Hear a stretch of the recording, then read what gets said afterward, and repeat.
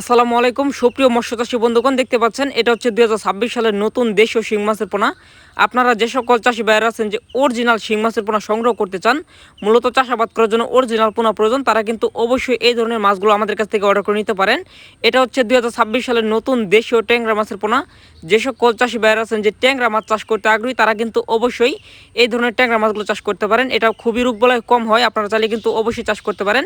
মাত্র 5 থেকে 6 মাসে বাজারজাত করা সম্ভব।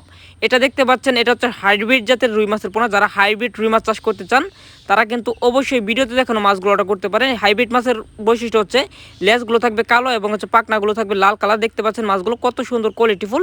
এটা পিস হিসেবে বিক্রি করা হয়।